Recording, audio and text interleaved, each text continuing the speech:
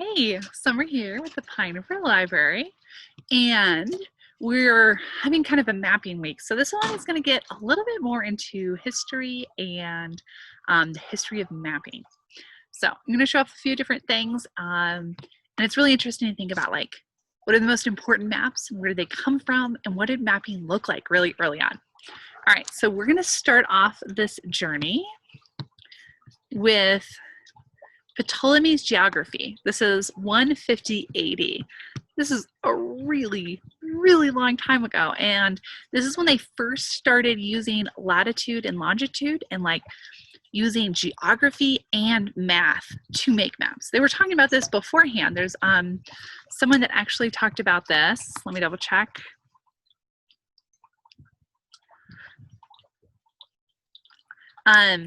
So Ptolemy actually described over 8,000 locations in Europe, Asia, and Africa based on latitude and longitude, although he wasn't the one to make this map.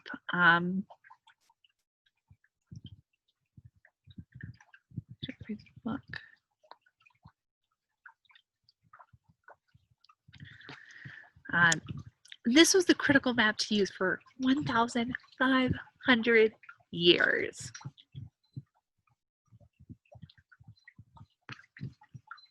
How do I screen share?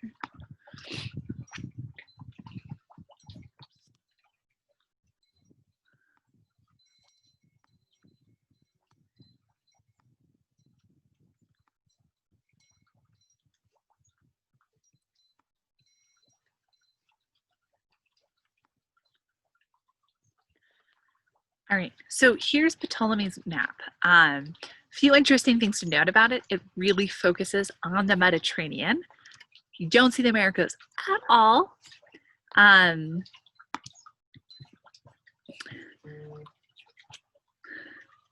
This was made in 150 AD by Ptolemy. This uses latitude and longitude. So it's using geography with math to make these maps of the world. And this is the first one of the time. So very normal to us, very first one, 150 AD. What's cool about this is it really focuses on the Mediterranean. Don't even see the Americas at all, just a little bit of Africa's in there, and like everything else bleeds out. So it's interesting to think about how our perspective shapes how we view the world. So the next one I want to show you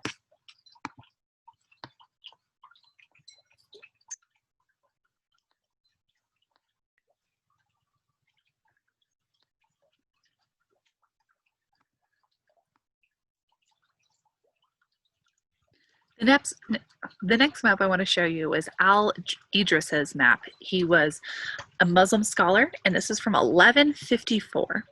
What's cool about this map is it's actually built on geography and shared traditions, which is really interesting. And it has south is at the top because they think of Mecca as being south, so they put that at the very top of the map. So this whole idea of north being at the top of the map is something that came along later on, and we'll get to that. So this one's really cool because it looks at how traditions are woven together, and you can see these ropes winding these things together. We have Africa up here, and we get into the Mediterranean in this area. So this is another map that really focuses on the Mediterranean area.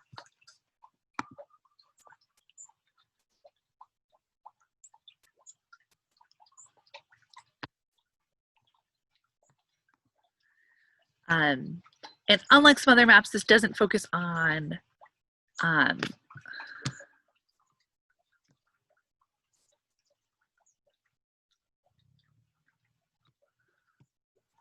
unlike most other maps that we see, doesn't actually focus on mathematics at all.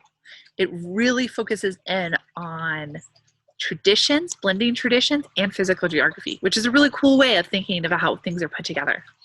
The next one I'm going to show you, this is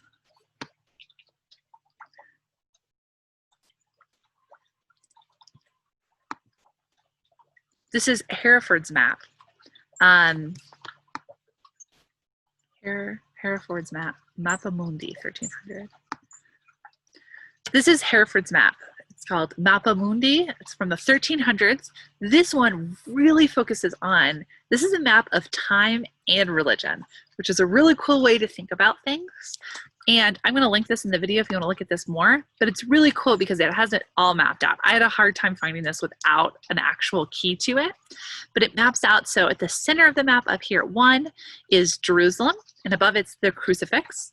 That's 0. So right in the center of the map is Jerusalem with the crucifix. Then up here at 1, we have the paradise surrounded by the wall and a ring of fire. What's interesting about this map is actually as you get out towards the edges, you start seeing like more monsters, and that's kind of representing the unknown. So it's really cool to think of a map showing both time and religious thought of the day, which is awesome. All right, so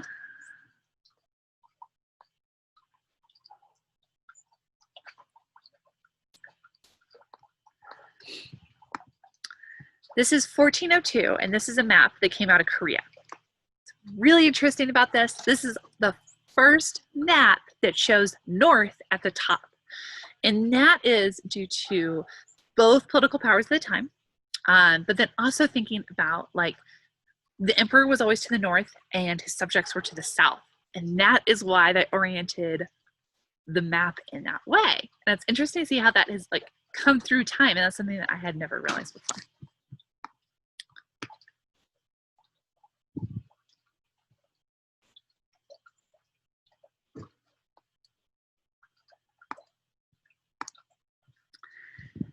All right, so now we're getting into, this is 1504. This is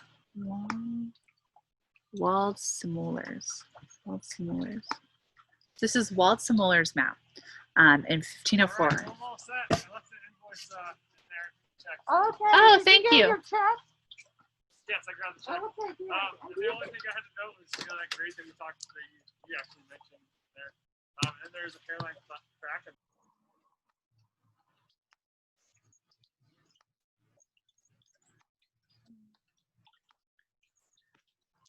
All right, so now we're getting to 1507, and this is where things get really exciting. We get our first map showing the Americas. And it is worth so much that we paid the Germans $10 million to have this map. This is where like exploration is going crazy. We're exploring all these new places and we're mapping out the world as we go. But something to remember is we're mapping out how we perceive the world. Maps are very much dependent. It's like the map is very much in the beholder's eye.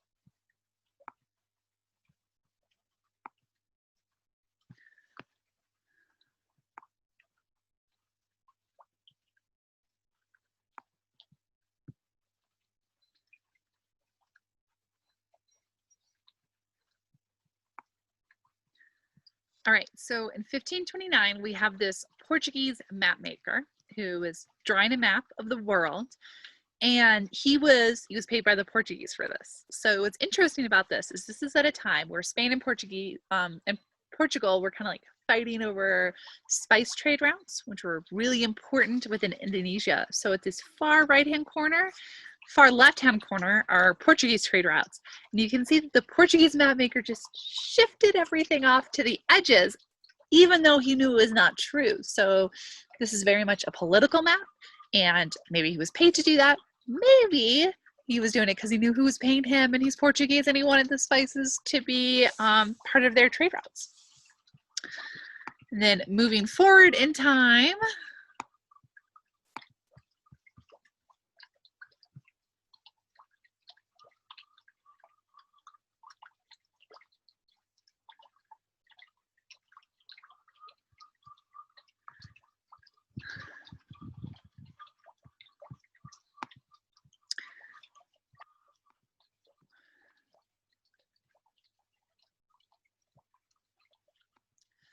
Moving forward in time to 1529, we have Mercators World map.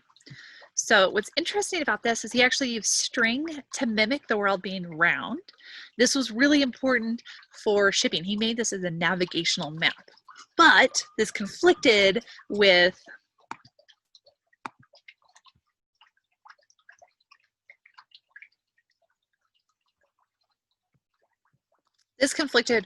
Catholic worldviews, and they actually put him in prison for heresy, promoting that the world was round.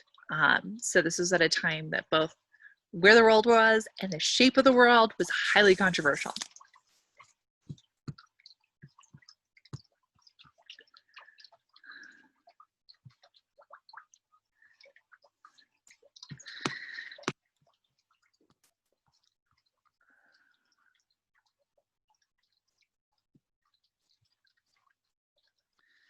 And now if we move forward about another 100 years to 1662, we see Blaeu's world map.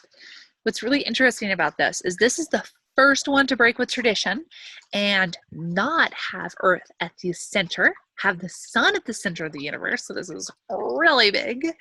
But he's still kind of like paying tribute to Ptolemy, which is the first one that made them like the first person to be combining math and geography into mapping way back in 150 AD, and Copernicus.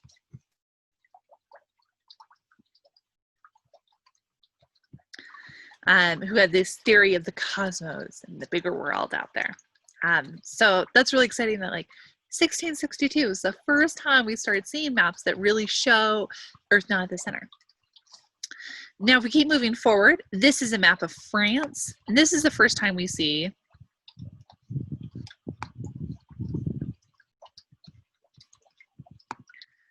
this is Cassini's map of France in 1744. And this is the first time we see like a really big effort to be like, we're going to map everything in this country. We are going to map it all. So a lot of people went out to figure out where it was and how to map it. And that's really interesting that like, you know, we're looking at the 1744 where they're like, we're just going to map it all, which is kind of reminiscent of what we do with Google Maps. They're like, we're just going to map everything. Now this is interesting.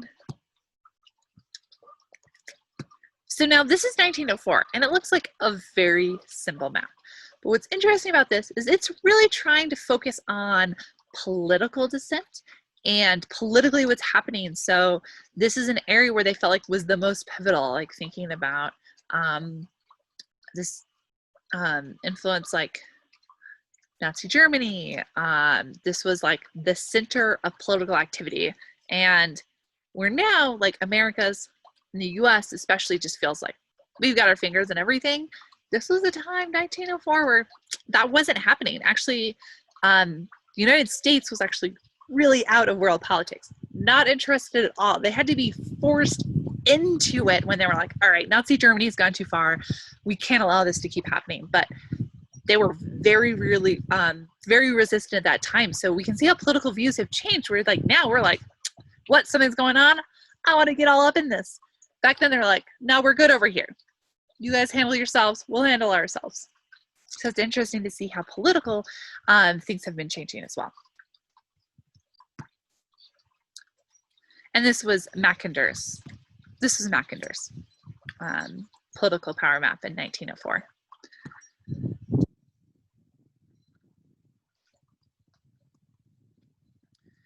So this is Gall-Peters projection. This is from 1973. Looks really weird. Countries seem really stretched out. It has been highly criticized because it's like, oh, that's not realistic. But the thing is, anytime you put a round area onto a square flat map, we are not going to get realistic projections. And the thing that we're really trying to show off with this is actual geographic area that these spaces take up.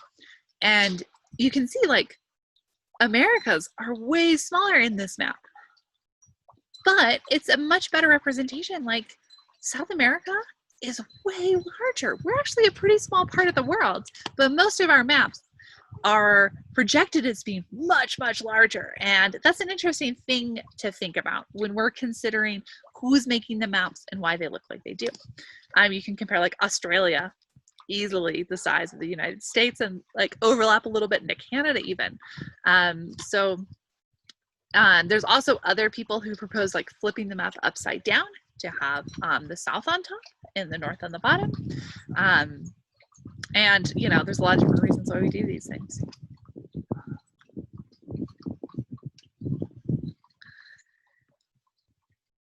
And that brings us to Google Maps. This is a 2005 projection, but Google Maps has been really trying to map everything. But even with that, there's a lot of advertising that goes into this. So who Google Maps picks kind of depends on how much money they have. So even with this idea, like we are being warped into what gets mapped and what doesn't, which is a really interesting social interaction of like, why are we mapping things? What does that look like?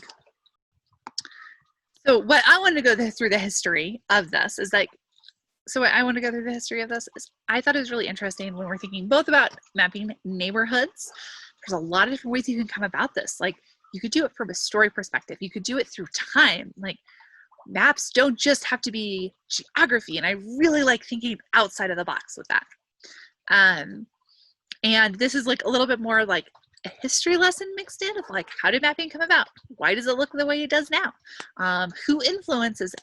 What are the different styles of maps we can think about? And realizing like, there's so many aspects that can play into how we see the world and how we perceive the world. I have an anthropology background, so I'm really interested in like, how do people think? And how does our society affect how we think about things? So it's really cool to think about how you can play with that when you're thinking about either mapping your neighborhood and different ways of like how we use this to scientifically map things like outbreaks. So I have 3 activities. There's a story time one, which I did a story time on Rosie's Walk 2 weeks ago. And then this week, or the week before last week, I did Rosie's Walk. And then this week I did 2 more stories that we can map out based in Boston and Paris. Then there's mapping your neighborhood. So there's a lot of different ways you can think about it. And that's really why I came up with this kind of like history perspective of maps and how they came about and how are they influenced. And then you can get into the science of mapping, using mapping to track disease. So this is more for older grades, or with parents' help, you can do the mapping a pandemic. It's based in London, 1800s, and I don't want to give away what the disease is because I have it inside the packet, but you're using clues to try to piece together how is this spreading based on what we know. So you're given a lot of information and you're using those clues to figure out how it's spreading. So I hope everyone enjoys and has a fun time mapping away this week. All right, bye.